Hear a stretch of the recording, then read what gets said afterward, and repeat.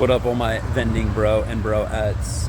We're about 2 months deep on this collection, just under about a week, right? So 7 weeks or so, I would say, on this collection video. Let's go ahead and take a look inside to see what's going on. The nice thing is, I think since the last time I got here, I upgraded the location. This location's machine right here. So the nice thing is, as you can see, I mean, I love this specific machine just because it preserves the candy so well. I mean, you can look at those peanut M&Ms and just see the preservation. I mean, they look as good as I put them in 2 months ago.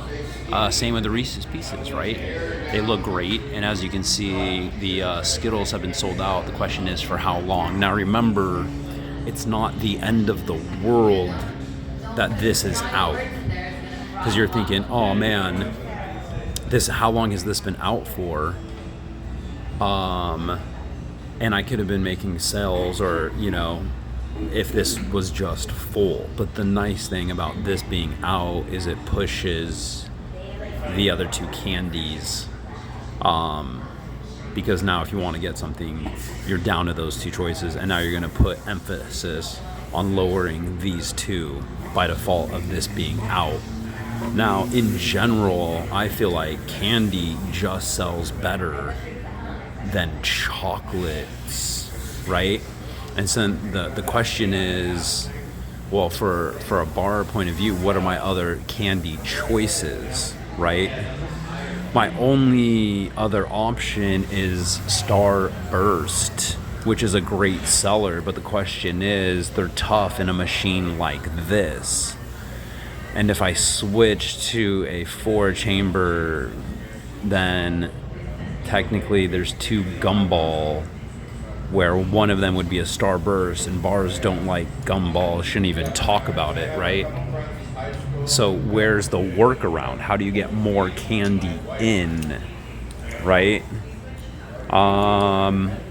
And maybe it's not that big of a deal. Maybe it's just one of those things where we go heavy on the Skittles, a little bit lower on the Reese's and the M&Ms, and hopefully they still all sell accordingly. We just keep the more popular one more stocked, right? So they always have that option. The concern would be, okay, is peanut M&Ms, Reese's Pieces, are they selling at all, right?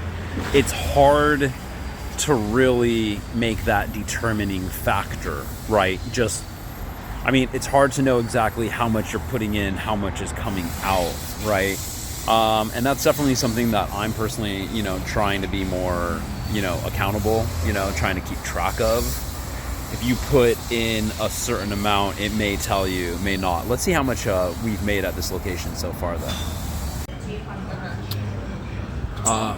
Went ahead and stocked up the Skittles, topped off the Reese's, topped off the peanut M&Ms. I would not recommend going over so much, but if you have a good machine and the candy stays good, then it's a non-issue. You can stock them up a little bit fuller, probably even a lot more than that. I went ahead, I always like to test the machines to see if they're dispensing correctly, something comes out. Especially you don't want like an empty load on that first round if it is completely dry. Right here, about 10 to 12 pieces, perfect. Same, 10 to 12, we're right on par. And then right here, it came out 4 to 6, we're on point. Just wiped down the machine, looks nice and good. Made sure the base is nice and tight.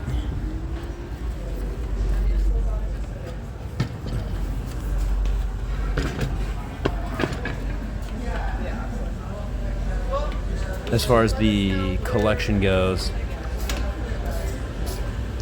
we're just going to go ahead and see what we got going on in here. And keep in mind,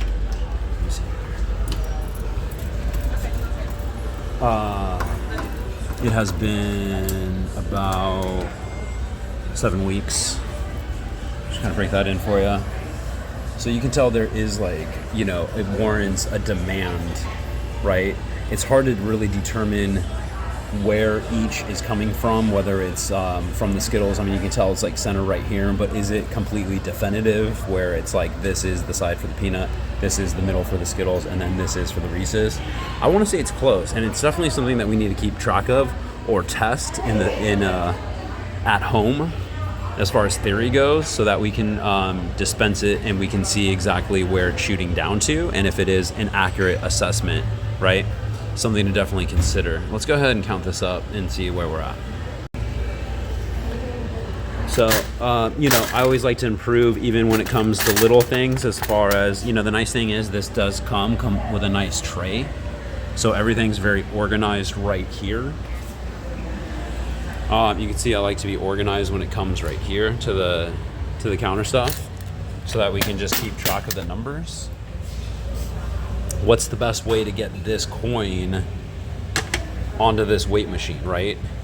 And then another question is this top the best way to do things? I think maybe one of the candy canisters might be a good way to do it. But for right now, we're gonna try out putting the coins into a bag and then pouring the bag onto the container, right?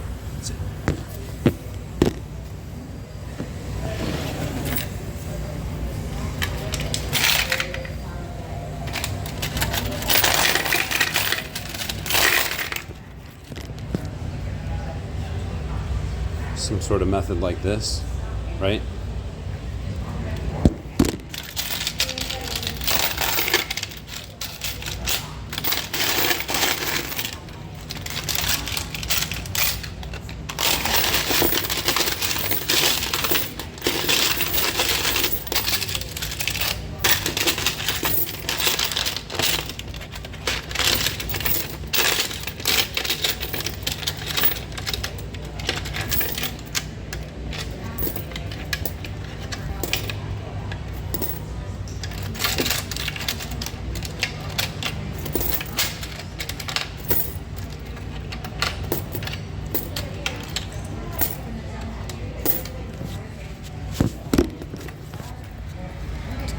It's a little clunky. If for some reason there was a bag that was big enough to kind of fit it all in.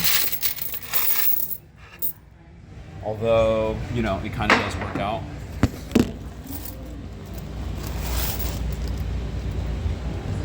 Taking out 75 cents. And now the nice thing is, from here we can definitely do like a pour assessment, right? A little loud, a little clunky. There might be better ways to do it. But at least from here, we can make sure that there's no dimes, nickels, pennies. Just a nice clean pour. Gives us a nice even 49, but keep in mind 20% location. We are going about half and half on the profit. Which, if you do this wrong, you can start wasting candy. You use the wrong machines, you're going to get jams, a lot of problems. So, I make it look easy because I do a lot of my work on the back end. 4.9 times 2 puts us at 9.8 rounded up. So that's an even 10 right there that we need to take off the bat. Now, what's the best way? Do we dig out 10?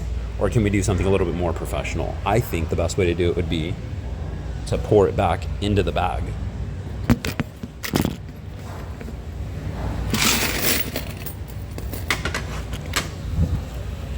And then we go ahead and just reweigh out 10 right here.